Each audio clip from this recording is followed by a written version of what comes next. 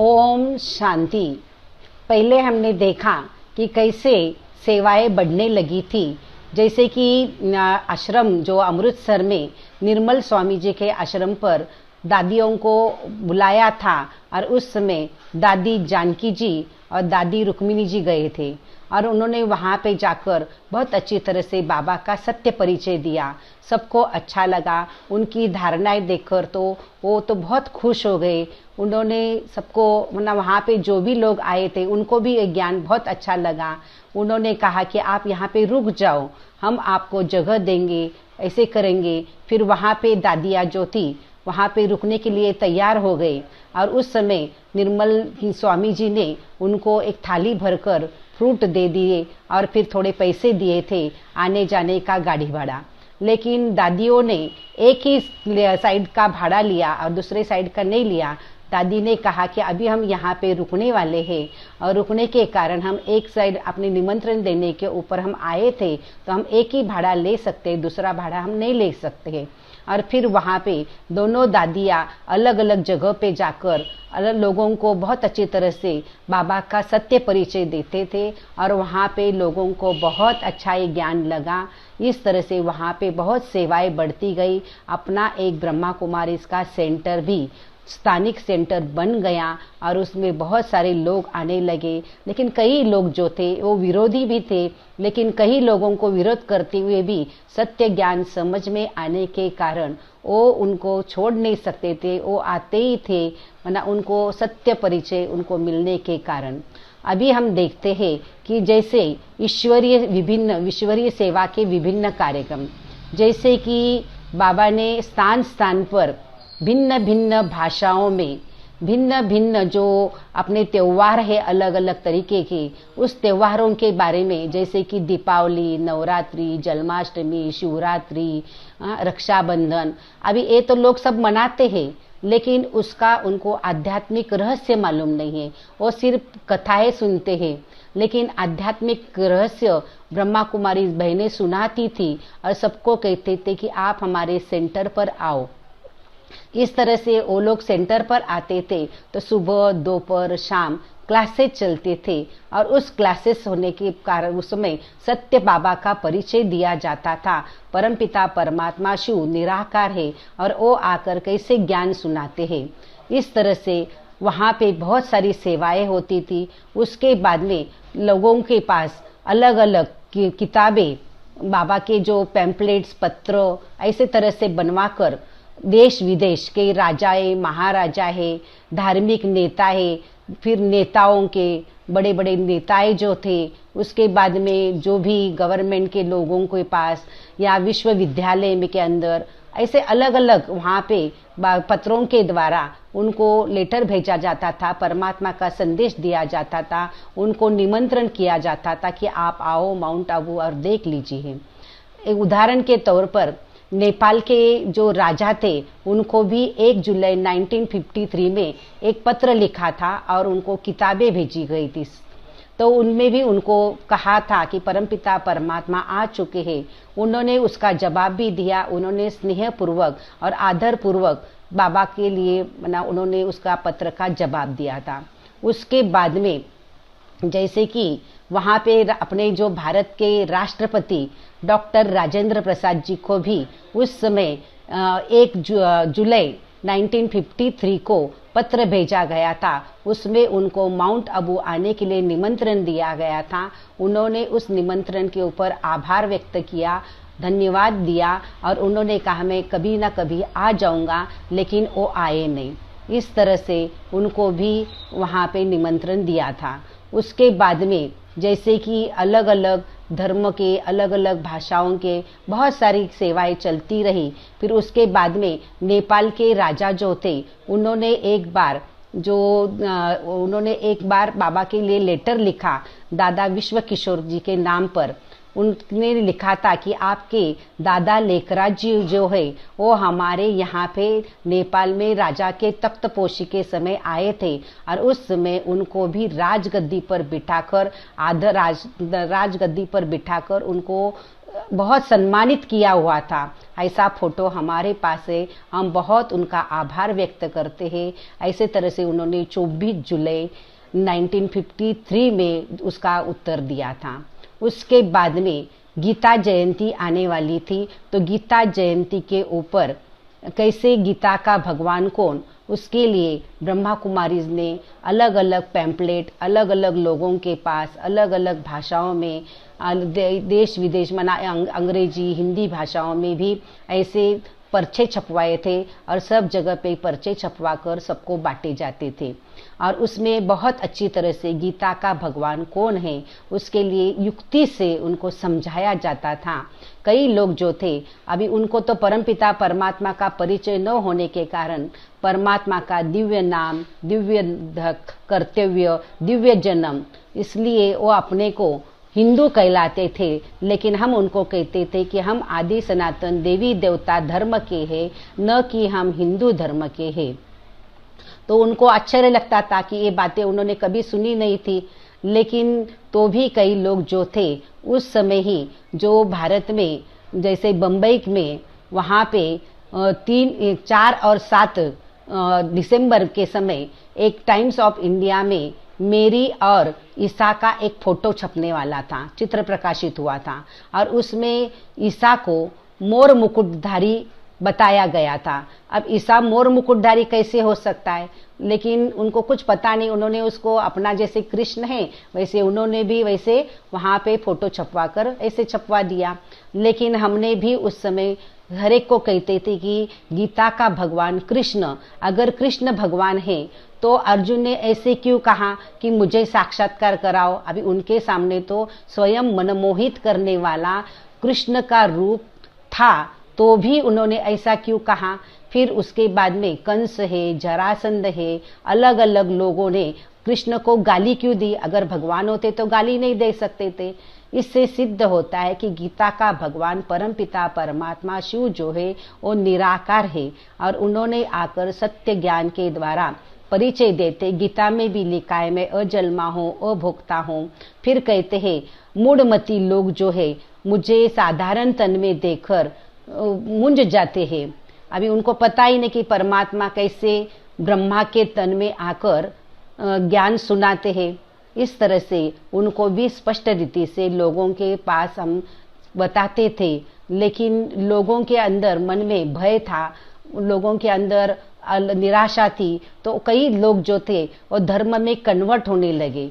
इसी तरह से अलग अलग धर्मों में कन्वर्ट होने के कारण हमने फिर वापस 1954 में एक फिर वापस उनको लेटर मना डॉक्टर राजेंद्र ऊपर अपने राष्ट्रपति जो है उनको लेटर भेजा और उनको कहा गया कि आप तो देश के प्रधान मना आपके देश को तो आप राष्ट्रपति हो, तो आप लोगों को समझाओ कि हम जो है आदि सनातन देवी देवता धर्म के हैं, हम न कि हिंदू धर्म के हैं। और आप अलग अलग धर्म में कन्वर्ट होने के बजाय हमारे धर्म में ही हम अच्छी तरह से इस भारत को स्वर्ग बनाएंगे। इस तरह से दो हम स्वर्ग, एक तो नई दुनिया रहेगी, वो तो स्वर्ग रहेगी, लेकिन अभी भी हमारा भारत जो आज स्वतंत्र हुआ है उसके बाद में भी सभी दुनिया में सब क्या हो जाएंगे, स्वतंत्र हो जाएंगे।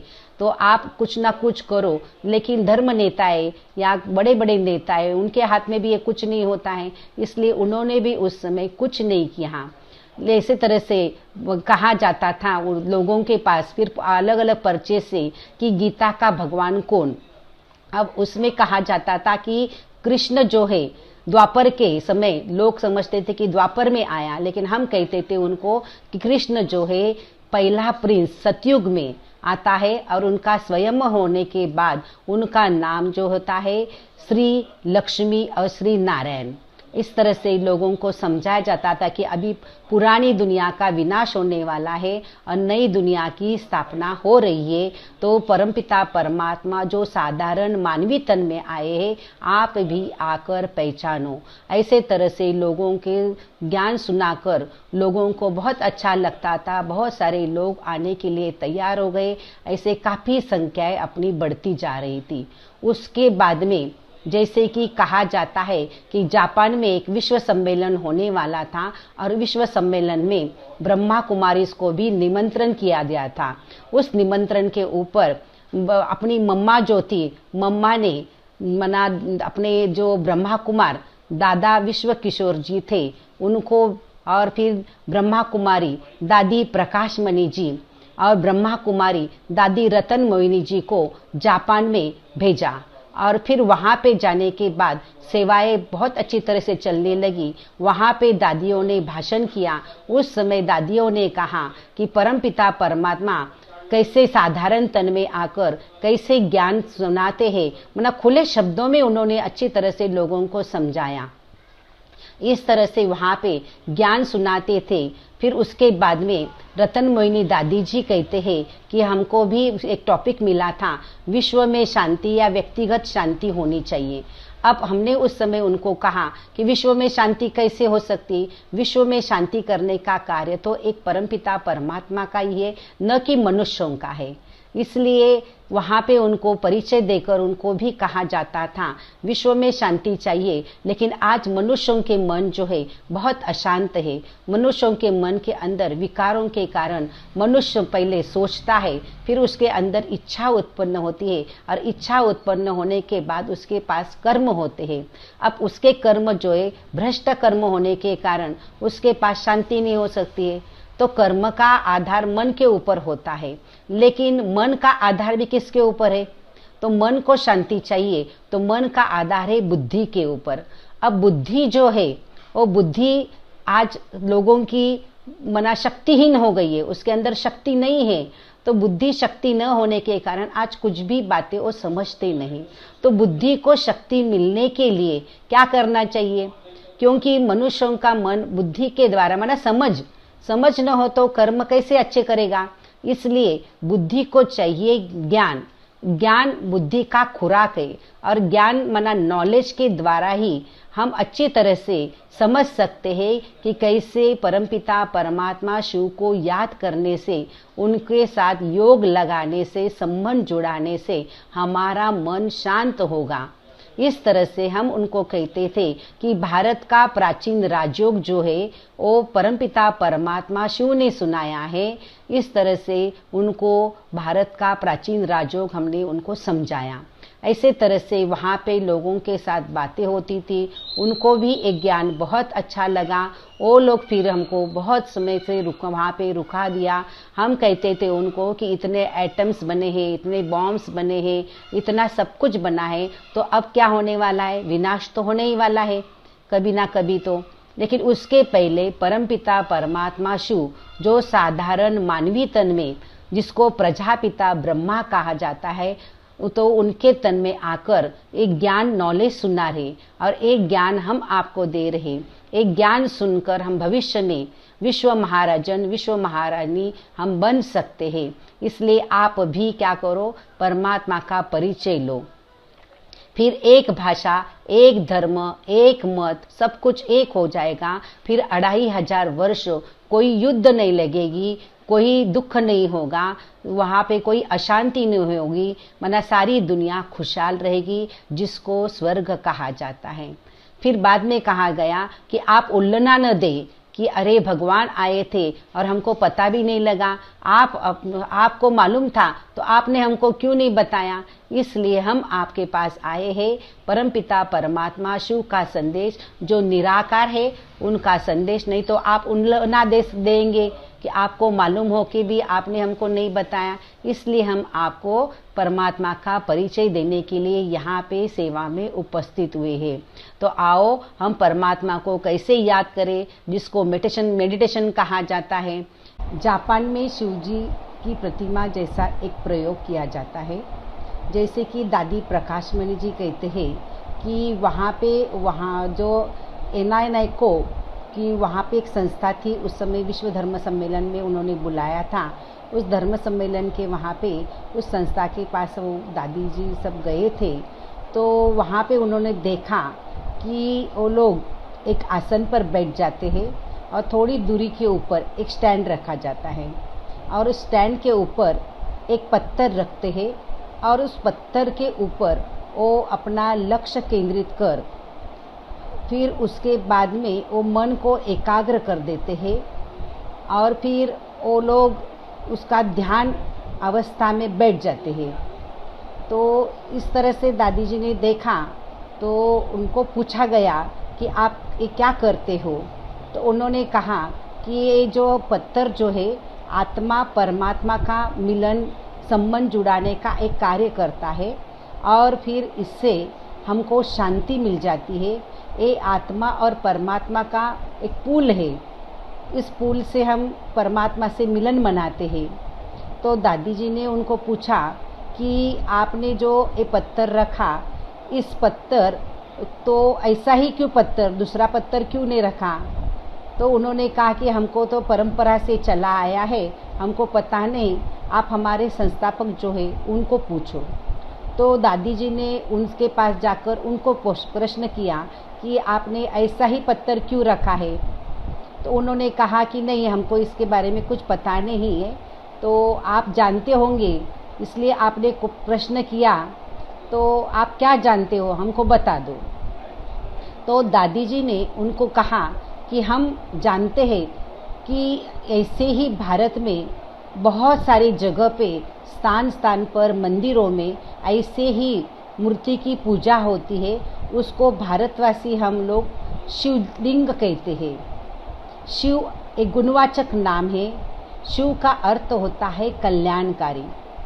वो हम आत्माओं का पिता परमपिता परमात्मा है और वो सबको दुख हर कर सबको सुख देने वाले हैं। इसलिए हम उनको सभी भारतवासी उनको बहुत मानते हैं। लेकिन यही परमपिता परमात्मा निराकार है, ये भारतवासी भी नहीं जानते, इसलिए उन्होंने आपको ये बातें बताई नहीं। तो हम आपको बताते हैं कि परमपिता परमात्मा शिव जो है वो निराकार है।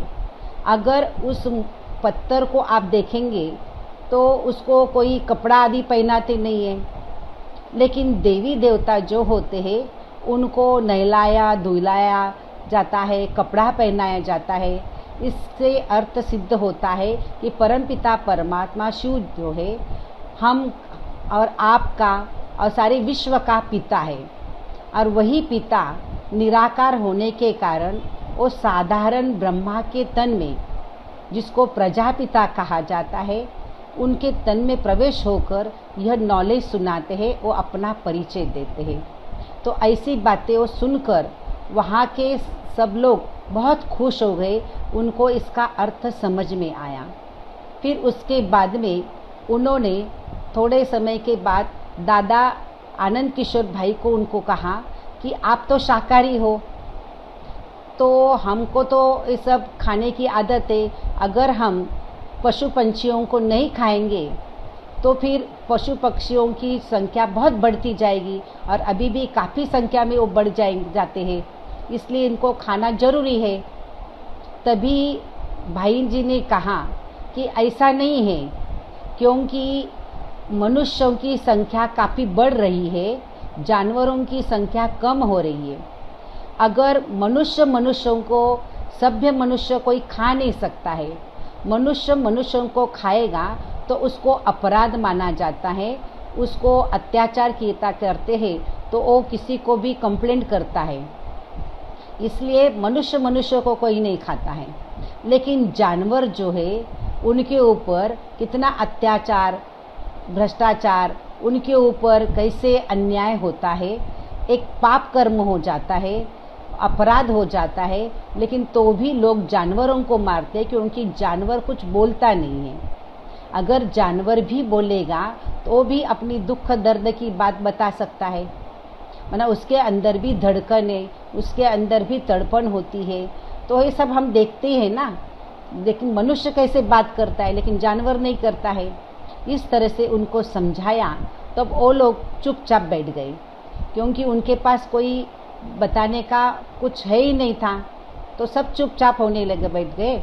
उसके बाद में एक व्यक्ति ने कहा, चलो हम मानते हैं कि ये सब नहीं खाना है, लेकिन मछली समुंदर में होती है तो मछली तो हम खा सकते हैं। तब दादी जी ने उनको कहा कि मछली भी आप देखेंगे पानी से निकालेंगे तो भी वो भागकर पानी में जाना चाहती है, अपनी सेफ्टी के लिए वो भी उसके अंदर कूदना चाहती है। अगर मछली की भी तड़पन धड़कन आप देखेंगे तो आपको समझ में आएगा वो भी कैसे तरह से तड़पती है, ना, ये भी एक हत्या हो गई, ये भी अपराध हो गया, तो उसको भी हम खा नहीं सकते हैं ना।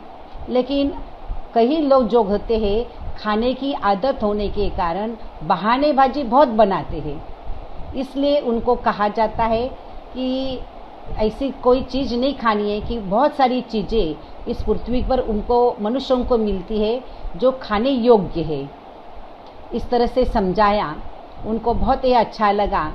फिर वहाँ के जो संस्थापक जो थे एनआई कैको, उन्होंने वहाँ पे हमको, हमारे लिए बहुत सारे लोगों के मिलने के लिए और धर्म के वहाँ पे जाकर हम सभी जगहों के उन्होंने पत्र दिए, वहाँ पे जाकर आप सबको मिलो, उन संस्था के वहाँ पे जाओ, इधर जाओ। उन्होंने ऐसे करके हमको बहुत सहयोग दिया। हम हर जगह जगह पे हम गए और वहाँ पे भी हमने सबको ईश्वरीय संदेश दिया।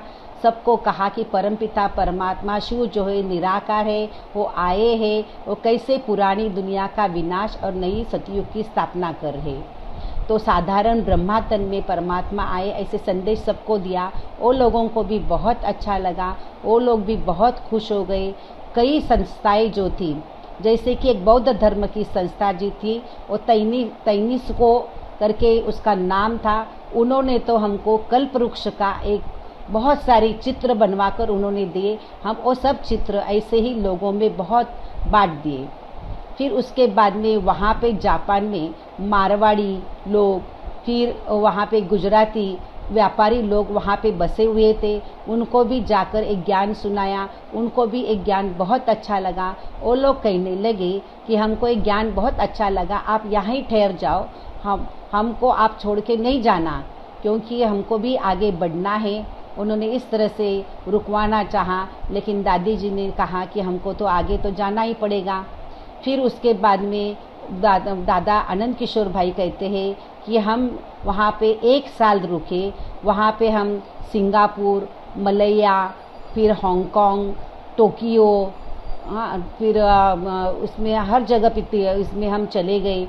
वहाँ पे अलग अलग जगह पे जाकर हमने बहुत सारी सेवाएं की। वहाँ पे बहुत सारे रेडियो के ऊपर, जैसे कि 22 अक्टूबर 1954 में एक वहाँ पे सिंगापुर में वहाँ पे एक ये हुआ था, रेडियो के ऊपर ब्रह्मा कुमारी की तरफ से वहाँ पे भाषण हुआ और लोगों ने बहुत लोगों को बहुत अच्छा लगा। इस तरह से वहाँ पे सेवाएं होती गई। फिर वहाँ पे अलग अलग पत्रिकाओं में वहाँ पे समाचार पत्रों में भी बहुत सारी जगह पे ब्रह्मा कुमारी का नाम हुआ। हर जगह पे सब लोग बहुत अच्छी तरह से ज्ञान सुनते थे। ऐसे करके हम भारत लौट के आए। जैसे हम भारत लौट के आए तो वहाँ पे आने के बाद यहाँ के भी भारत के पत्रों में बहुत सारी जगह पे हम विदेश यात्रा करके लौट आए। ऐसे करके वहाँ पे भी उन्होंने समाचार पत्रों में नाम डाला और फिर सबने बहुत अच्छी तरह से ज्ञान सुना रहे थे। ऐसी सेवाएं बढ़ती रहती थी।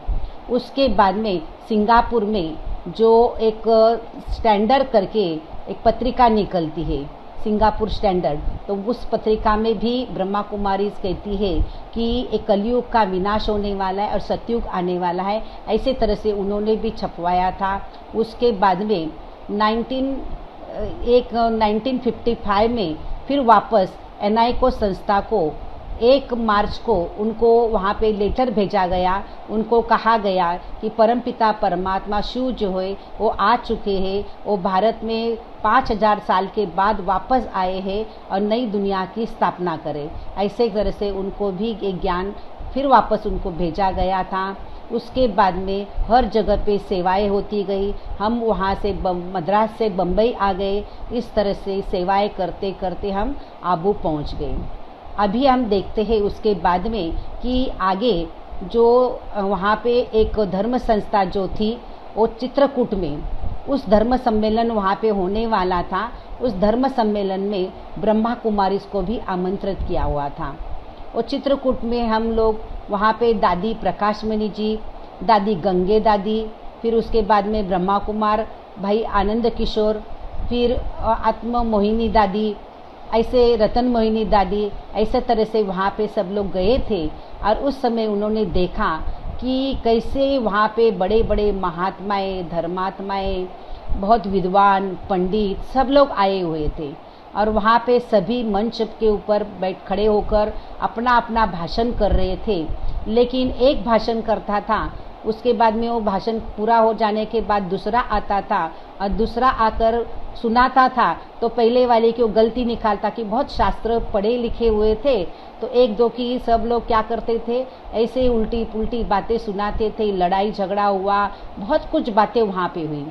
लेकिन जैसे ही हमारा टर्न आ गया तो उस समय हमने तो साधारण सीधी भाषा में परमपिता परमात्मा का परिचय दिया और परमात्मा के बारे में हमने उनको ज्ञान सुनाया।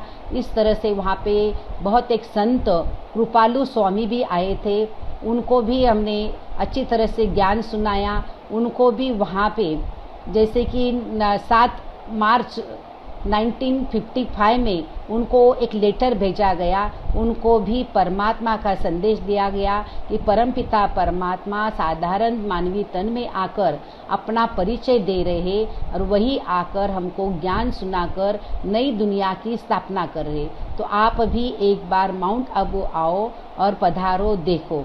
उसके बाद में हम आगे देखेंगे कि जैसे कि वहाँ पे रूस के प्रधानमंत्री और सऊदी अरेबिया के राजा को भी पत्र लिखा गया, उनको भी कहा गया कि कैसे आप यहाँ पे भारत में आने वाले हो तो सिर्फ ताजमहल नहीं देखो, लेकिन ताजमहल के साथ साथ आपको अभी यहाँ पे माउंट आबू में जो दिलवाड़ा मंदिर है उसको भी आपको देखना है, क्योंकि 30 करोड़ का उस समय मंदिर बनाया हुआ है और उसमें जगत पिता, जगत माता और फिर देवी देवताओं के बहुत सारे फोटो है।